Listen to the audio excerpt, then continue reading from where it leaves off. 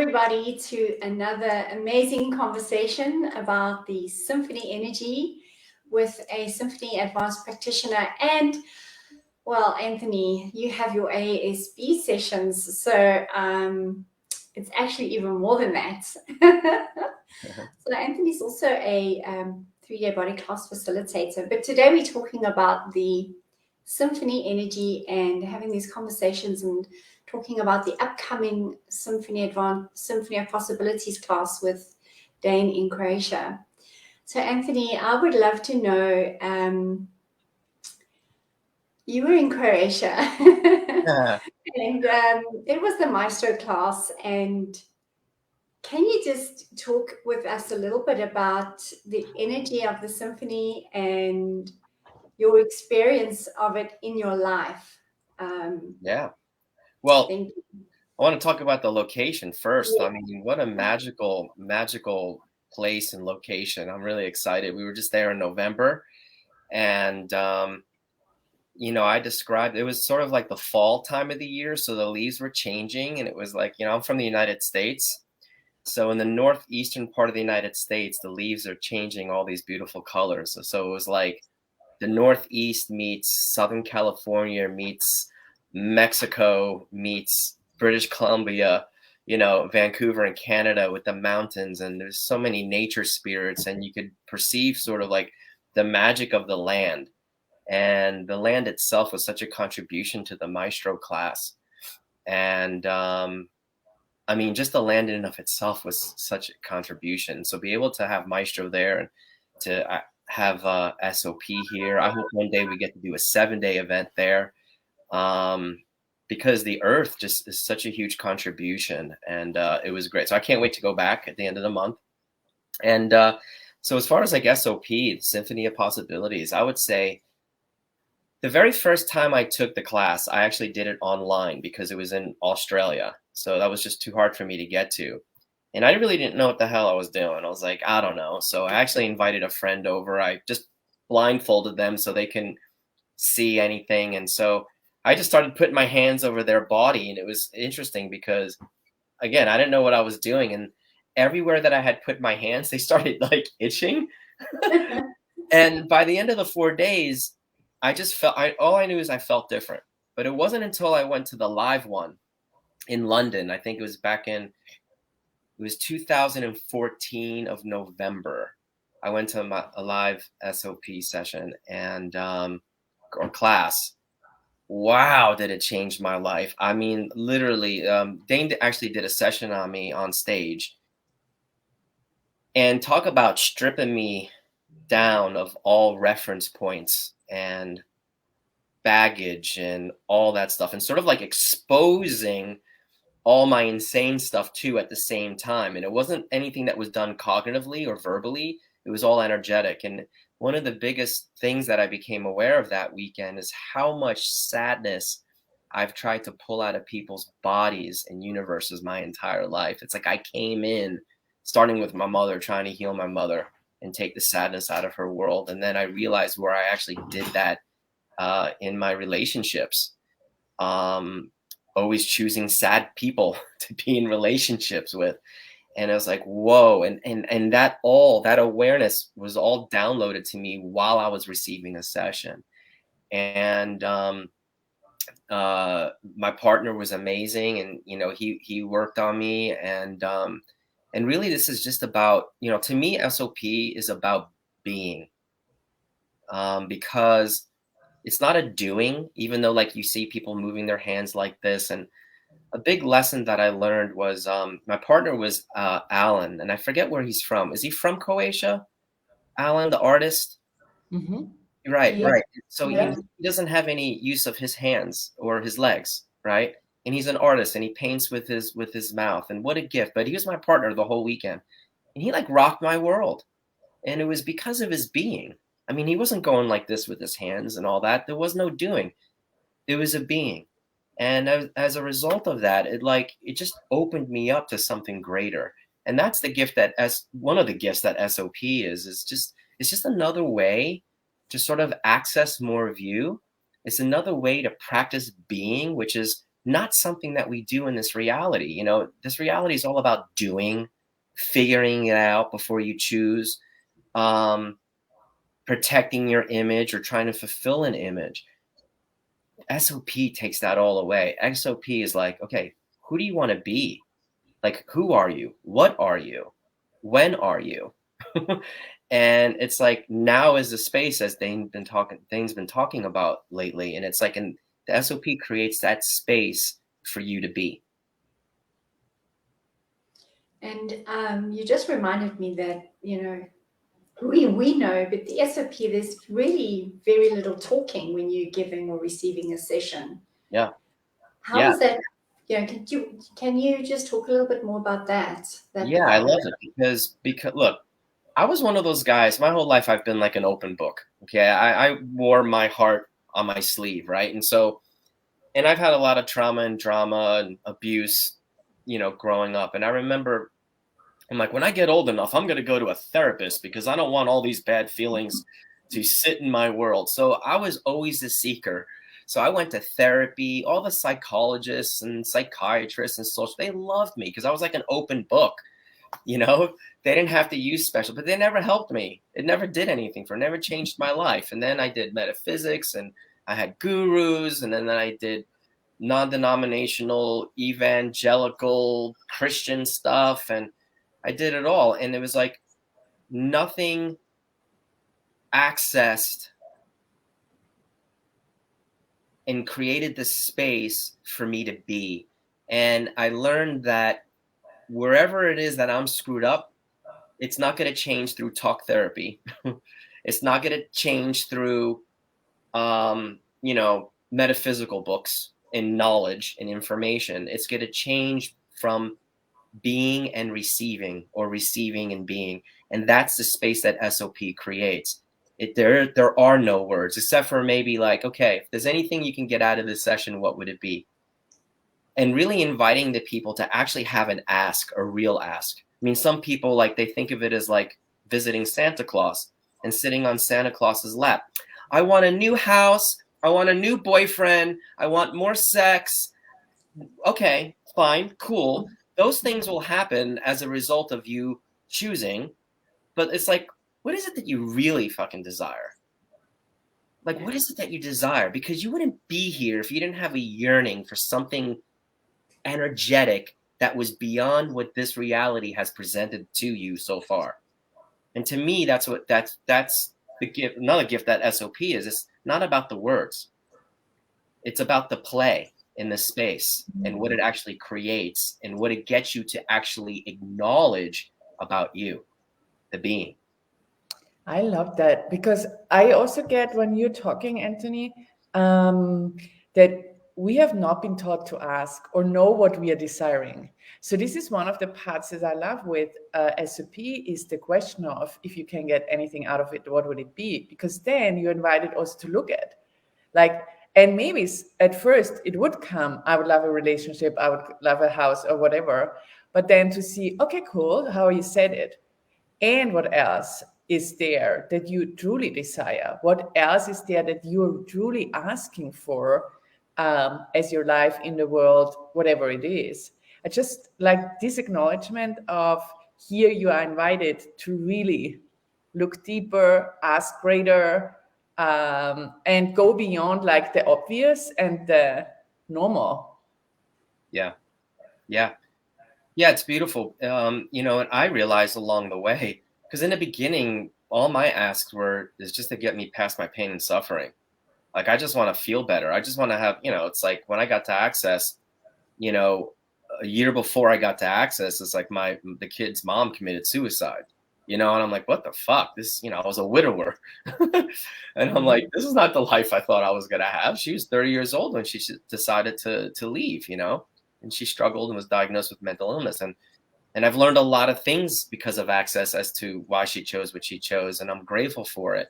And a lot of it was just awareness about a lot of things. But when you don't have a playground to exercise your awareness, it'll make anybody insane, especially when you're hyper aware, right? And we learn in the BARS manual that we pick up on people's thoughts, feelings, and emotions up to 8,000 miles away. So, you know, you're not going to get this information in a psychotherapy session. You're not going to get it even in metaphysics, maybe informationally, but it won't drop down into the core of your being. And so what I love about SOP is it gets you to, because everybody will have to has a foundation by the time they get to SOP. It actually creates the space for you to begin to embody the 5 levels of intimacy, and also the elements of sex, you know, and it gets you to move out of like sexuality, where you actually, you know, when we're doing sexuality, it's like we decide who or what sex we can receive from, right? Which actually creates separation.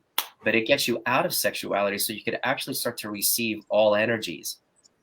And when you have total receiving, you have access to everything so that you can live the life that you'd like to have.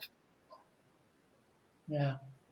And I also realized that, like, my ask, I got to a certain point, like, let me get through my pain and suffering, and then I'll have a happy life. And then I realized, you know what?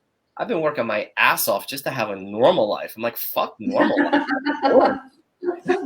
I'm on an exciting life, you know? And so I realized, like, my ask was bullshit. You know, I'm like, I need to have a new ask, because, again, what SOP created was this, like, energetic knowing of what else is possible. And I realized, and it wasn't matching what I had been asking for my whole life. I realized that there's actually something so much greater available. And then I got to a point like, I don't even know what to ask for anymore, because finally all the things that I wanted, right, have actualized. And I'm like, is it time for me to die now? Now, because I have everything I've always asked for. And I realized, well, my ask has never, it wasn't big enough. Yeah. But it was weird. Just to get to there, I worked my ass off. It was a struggle. That's how fucked up I was. I finally got to having a normal life, right? Finally. And I'm like, well, there's so much more. It doesn't even match the energy of the space that gets created in all these wonderful classes. And I'm like, okay, now what else is possible? Like, truly, what else is possible? Not like, what else is possible? It's like, what else is possible? This is great. So it's like, no matter where you are in your life, no matter where you are in your journey, it invites you to this energetic awareness of what's beyond what you thought would be an amazing life. Yeah, the interesting thing as well is really to acknowledge what you think, what is an amazing life, is only what you can imagine in a way, you know, or has been already. And then really to ask for, like, I will have an SOP trade afterwards with a friend. And before our conversation, I was like, what will I ask her for today? I like, because I you know, I want to like go greater. And I was like, what is there that I haven't ever been asking for? Because I don't have words for it.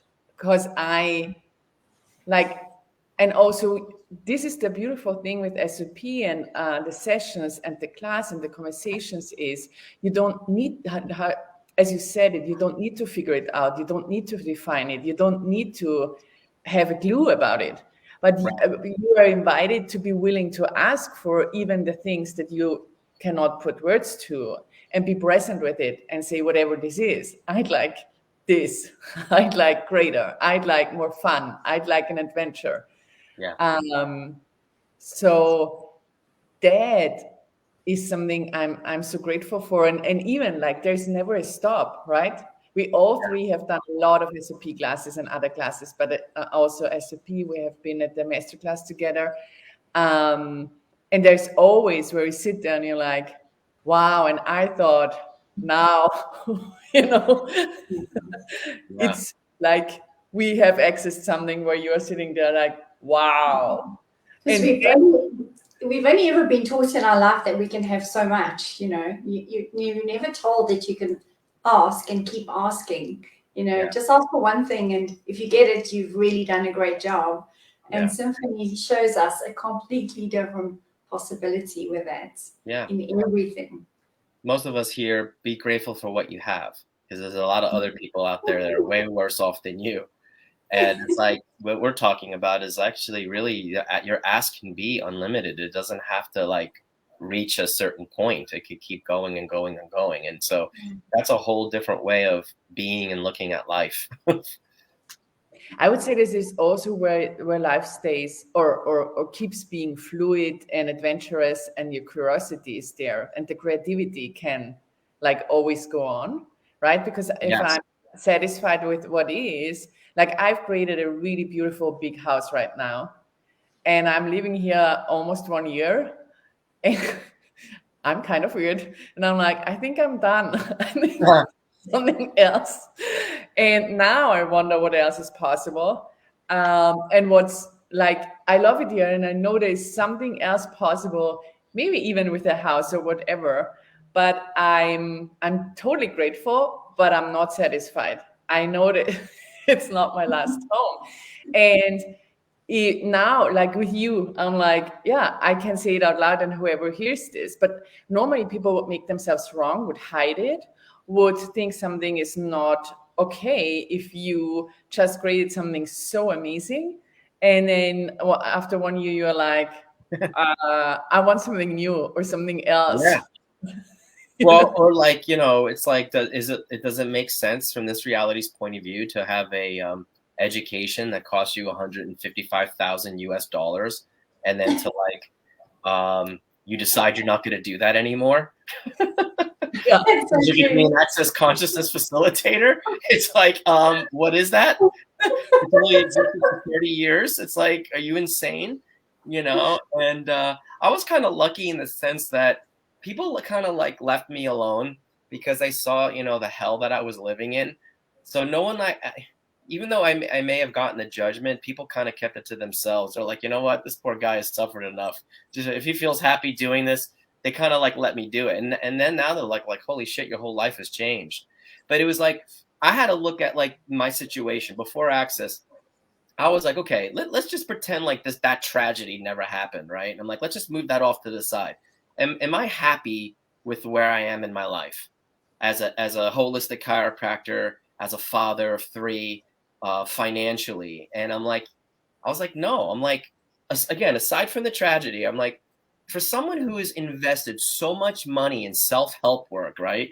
And all these different modalities, I'm like, I have absolutely fucking nothing to show for it. And everybody else seems happy but me. Everybody else is having a happy life. And I'm the one who's working my ass off to like reach cosmic consciousness and communion and oneness, or to seek God's face and have this illuminated experience so I can write metaphysical books, and like, and none of that. I was like struggling. I'm like, what the fuck? And everybody's like, you do all this fucking shit and you're miserable. And I'm like, I know. I'm like, what the hell's going on? And I'll never forget it. I literally have a conversation with God. I was like, God, I don't know what the fuck's going on here. And I'm like, I must be really fucked up because I've done therapy. I've done all those things I just talked about and a gazillion other techniques that I didn't even mention. I'm like, and I got nothing to show for it. I go, wherever I'm fucked up, wherever I'm screwed up, and I'm not able to like actualize the life I know is possible, there's got to be some modality out there, because it's not in my subconscious. There's nothing left in my subconscious mind. I've already dug that all out, right? And put it out on a silver platter for people to analyze for me. All my mentors, all my gurus, all the preachers and pastors and fucking everybody, right? And then all of a sudden, 9 months later, I learned about the bars, access consciousness, the bars. I was like, and they were talking about it, how it like will get to those energetic spaces where we're messed up, so to speak. And I'm like, this could be it. This could be it. And then we learned about the clearing statement. When I heard that, I'm like, whoa. I'm not sure about the clearing statement, because I'm like, shorts and boys? I'm like, what's shorts and boys? I'm like, I don't know about that. I'm a chiropractor. I'm just going to do the hands-on stuff. I'm only going to do the bars. I'm not potting and pocking. Forget that. That's too weird. Shorts and boys. I can't say shorts and boys. True. Right? And then here I am. I closed my practice down. And yeah, so what a gift. And, has it been a comfortable journey? Hell no. But you know what? Thank God, because it's like if you're doing consciousness, it's not going to always be comfortable. But because it hasn't been comfortable is what's allowed all these amazing things to finally show up, because it got me to these spaces where I actually had to look at my warts and all, my shit, the smelly stuff, and it was not comfortable. And there were times where I wanted to run the fuck out of there. I'll be honest with you. Sometimes we're like, oh my God, it's so orgasmic. And then other times it's like, oh my God, it's like, get me the fuck out of here. And then like, if you're willing to be present with that, right? Using the tools, what's on the other side of that is like, yeah, woo, this is fucking awesome. I'm Superman. Thank you for mentioning that, because a lot of people don't mention that, and you don't need like to put everything out, but also to say like it's not always comfortable, it's not always easy, but you can have ease with it. Like for me, it's like when we have the access mantra of all of life comes to me with ease and joy and glory. It is also meant like that there will be a journey to do. But it doesn't need to be hard, but it might be uncomfortable. You get to your shit, you get where it's messy or where it's uncomfortable. Like certain things be hard. I'm 52 years old, and there's certain things I would like to have be hard. So everything else doesn't have to be hard. And the ladies also love that. So or some men. Yeah, that's true.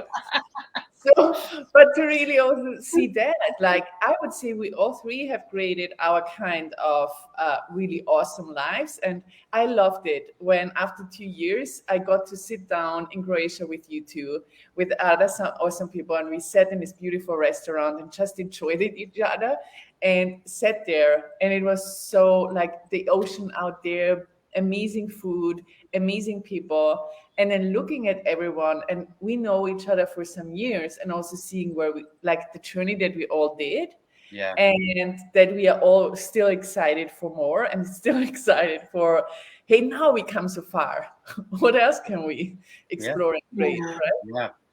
Well, like the three of us, like we're fucking warriors, man. It's like, we've been through some rodeos and county fairs, and we keep going and we keep going and we keep going, and it's awesome. And we have like, there's a gratitude that I have in my world for you guys, because it's like, we spend probably most of our lives feeling like alone, like we're on this journey by ourselves. And so, it's been a gift to be able to meet people from all over the world who are really, are we perfect? No. Do we get it right? No, but it's not about that.